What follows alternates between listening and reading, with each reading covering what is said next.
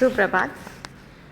पिछले व्याख्यान में हमने अनुसंधान के प्रकार देखे थे। उनमें से हमने 2 प्रकार देख लिए हैं, अन्वेषणात्मक शोध और वर्णनात्मक शोध। आज हम करेंगे परीक्षणात्मक शोध। इसे प्रयोगात्मक शोध या व्याख्यात्मक शोध के नाम से पुकारा जाता है। चैपल ने लिखा है, समाजशास्त्रीय शोध में परीक्षणात्मक प्रचना की अवधारणा नियंत्रण की दशाओं के अंतर्गत अवलोकन द्वारा मानवीय संबंधों के अध्ययन की ओर संकेत करती है। स्पष्ट है कि जिस प्रकार भौतिक विज्ञानों में विषय को नियंत्रित अवस्थाओं में रखकर उसका अध्ययन किया जाता है, उसी प्रकार नियंत्रित अवस्थाओं में अवलोकन परीक्षण के द्वारा सामाजिक घटनाओं का अध्ययन करने को ही परीक्षात्मक शोध कहते हैं। इस प्रकार के शोध में सामाजिक घटनाओं के कुछ पक्षों या चरों को नियंत्रित कर लिया जाता है और शेष चरों पर नवीन परिस्थितियों के प्रभाव का पता लगाया जाता है। इस प्रकार के शोध द्वारा ये ज्ञात किया जा सकता है कि किसी समूह, समुदाय, सामाजिक तथ्य, सामाजिक घटना आदि पर किसी नवीन परिस्थिति का कैसा और कितना प्रभाव पड़ा है या नियंत्रित दशा में प्रयोग किया जाता है। इस प्रकार के शोध का अर्थ स्पष्ट करते हुए चैपल ने बताया है, प्रयोग नियंत्रित दशाओं में किया जाने वाला अवलोकन मात्र है।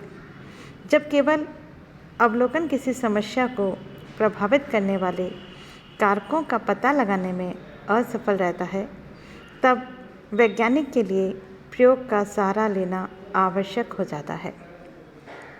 इसी बात को श्री विमल शाह ने इस प्रकार प्रस्तुत किया है, प्रयोग शब्द शोध के उस भाग की ओर निर्देश करता है जिसमें कुछ चरों को नियंत्रित कर लिया जाता है, जबकि अन्य में परिवर्तन लाया जाता और उनके प्रभावों को नियंत्रित चरों पर देखा जाता है। स्पष्ट है कि प्रयोगात्मक या परीक्षणात्मक शोध का सामाजिक विज्ञानों में वही महत्व है जो भौतिक विज्ञानों में प्रयोगशाला पद्धति का है। परीक्षणात्मक शोध 3 प्रकार के होते हैं। पहला, पश्चात परीक्षण, दूसरा पूर्व पश्चात परीक्षण तथा तीसरा कार्यांतर तथ्य परीक्षण। पहला हम देखेंगे पश्चात परीक्षण। इसमें सर्वप्रथम समान विशेषताओं एवं प्रकृति वाले 2 समूहों को चुन लिया जाता है। इनमें से एक समूह नियंत्रित समूह और दूसरा समूह परीक्षणात्मक समूह के नाम से जाना जाता है। नियंत्रित समूह में किसी प्रकार का कोई परिवर्तन लाने का प्रयत्न नहीं किया जाता। उसे किसी चर, कारक या नवीन परिस्थिति द्वारा बदलने का प्रयास भी नहीं किया जाता। परीक्षणात्मक समूह में किसी नवीन परिस्थिति समूह पर इसका प्रभाव नहीं पड़ने दिया जाता। कुछ समय पश्चात परीक्षणात्मक समूह पर नवीन कारक या परिस्थिति के प्रभाव को मापा जाता है। यदि नियंत्रित और परीक्षणात्मक दोनों ही समूहों में समान परिवर्तन आते हैं, तो इसका तात्पर्य यह हुआ कि नवीन कारक या परिस्थिति का परीक्षणात्मक समूह पर कोई प्रभाव नहीं पड़ा। यदि नियंत्रित समूह की तुलना में परीक्षणात्मक समूह में परिवर्तन अधिक होते हैं, तो इसका अर्थ यह हुआ कि नवीन परिस्थिति या कारक का प्रभाव उस पर पड़ा है। यहाँ उदाहरण के रूप में हम ये देखेंगे कि 2 समान समूह या गांवों को लिया जा सकता है जिनमें बाल विवाह का काफ़ी प्रचलन है। इनमें से एक समूह में, जिसे परीक्षणात्मक समूह मान लिया गया है, बाल विवाह के विरुद्ध काफ़ी प्रचार प्रसार किया जाता है। कुछ समय के बाद इस समूह की तुलना नियंत्रित समूह से की जाती है जिसमें कोई भी प्रचार प्रसार नहीं किया गया है।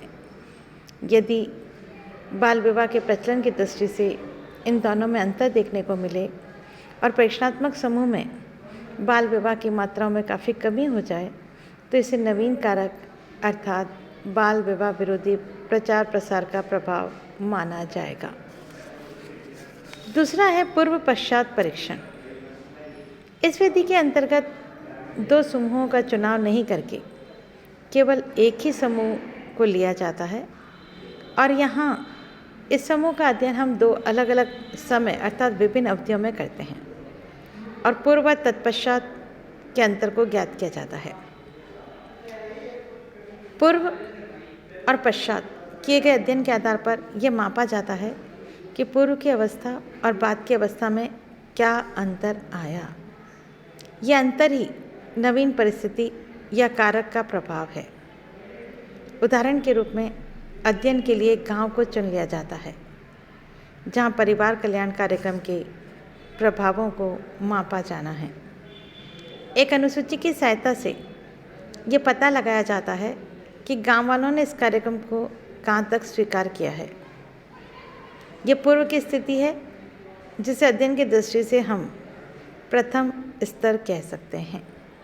फिर इस गांव में रेडियो, दूरदर्शन, ग्राम सेवक, स्कूल अध्यापक, डॉक्टर, नर्स आदि की सहायता से लोगों को परिवार कल्याण कार्यक्रम की अच्छाइयों से भलीभांति परिचित कराया जाता है। इस काल को उपचार काल या द्वितीय स्तर के नाम से भी जाना जा सकता है। एक निर्धारित अवधि के पश्चात इस गांव का पूर्व में निर्मित अनुसूची की सहायता से फिर से अध्ययन किया जाता है और ये बाद की स्थिति है जिसे तृतीय स्तर माना जाता है। अब पूर्व की स्थिति और पश्चात की स्थिति में क्या अंतर है, इसे जांचा जाता है। यदि पूर्व की बजाय अब गांव वाले परिवार कल्याण कार्यक्रम को अधिक मानते हैं, स्वयं आगे आकर इस कार्यक्रम का लाभ उठाते हैं, तो इसे उपचार काल या द्वितीय स्तर में किए गए प्रयत्न का परिणाम माना जाएगा। फिर तीसरा है कार्यांतर ऐतिहासिक तथ्य परीक्षण। अतीत से संबंधित तथ्यों या किसी ऐतिहासिक घटना का अध्ययन करने के लिए इस विधि का प्रयोग किया जाता है।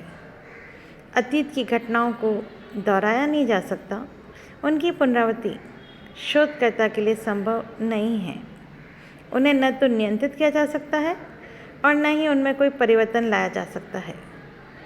ऐसी स्थिति में इस शोध विधि को काम में लेते हुए प्राचीन अभिलेखों के भिन्न भिन्न पक्षों का तुलनात्मक अध्ययन करके महत्वपूर्ण निष्कर्षों तक पहुंचा जा सकता है। उपयोगी परिणाम भी निकाले जा सकते हैं। अभिलेखों की तुलना से महत्वपूर्ण परिणामों को मापना संभव हो पाता है और इस विधि द्वारा अध्ययन हेतु सामान्यतः 2 ऐसे समूहों का चुनाव किया जाता है जिनमें से एक समूह में जिसका कि उसे अध्ययन करना है कोई ऐतिहासिक घटना घटित हो चुकी होती है, एवं दूसरा ऐसा समूह जिसमें वैसी कोई घटना घटित नहीं हुई है। इन दोनों समूहों की पुरानी परिस्थितियों के तुलनात्मक अध्ययन के आधार पर यह ज्ञात करने का प्रयास किया जाता है कि एक समूह विशेष में उस घटना के घटित होने के क्या कारण हैं, कौन सी परिस्थितियों ने उस घटना के घटित होने में योग दिया है। इस विधि के द्वारा ऐतिहासिक घटना चक्रों का पता लगाकर वर्तमान अवस्थाओं या घटनाओं के कारणों की खोज की जाती है। इस विधि द्वारा अध्ययन का एक अन्य उदाहरण प्रस्तुत करना भी हम उचित समझेंगे। मान लिया कि हमें अनुसूचित जनजातियों पर विभिन्न कल्याण कार्यक्रमों के प्रभाव का अध्ययन करना है। इसके लिए हमें ऐतिहासिक तथ्यों को चुनना पड़ेगा। ये पता लगाना पड़ेगा कि इन कल्याण कार्यक्रमों की जानकारी किन किन लोगों को है या इन कार्यक्रमों का लाभ किन्हें मिला है। फिर यह पता लगाना होगा कि जो लोग इन कार्यक्रमों से लाभान्वित हुए हैं उनकी आयु क्या है, उनका शैक्षणिक स्तर क्या है, वे किस किस जनजाति के सदस्य हैं, उनकी आजीविका का स्रोत क्या है, वे किस क्षेत्र के रहने वाले हैं। ऐसे अध्ययन का लाभ यह होगा कि तुलना के आधार पर यह पता लगाया जा सकेगा कि कल्याण कार्यक्रमों का लाभ उठाने में कौन सी जनजातियाँ और विशिष्ट किन क्षेत्रों में रहने वाली जनजातियाँ आगे हैं। जिन जनजातीय लोगों ने इन योजनाओं का लाभ उठाया है वे शिक्षित हैं या अशिक्षित हैं तथा वे प्रमुखतः किस आयु समूह में आते हैं। साथ ही यह भी ज्ञात हो सकेगा कि कि कार्यक्रम का लाभ उठाने वाले लोगों में प्रमुख कौन हैं? क्या वे कृषक हैं, कृषि श्रमिक हैं, दस्तकारी का काम करने वाले हैं या वन संपदा को एकत्रित कर अपनी आजीविका चलाने वाले हैं या कारखानों में काम करने वाले मजदूर हैं। कुछ समय के पश्चात इन्हीं कारकों को ध्यान में रखते हुए उन्हीं लोगों को पुनः अध्ययन किया जाएगा और तत्पश्चात तुलना के आधार पर महत्वपूर्ण निष्कर्ष निकाले जा सकेंगे। इस तरह से हमने देखा कि दो समूहों को कभी एक साथ लिया गया है और उनका आपस में तुलना की गई है, कभी एक ही समूह पर परीक्षण लागू कर उसकी तुलना की गई है। धन्यवाद।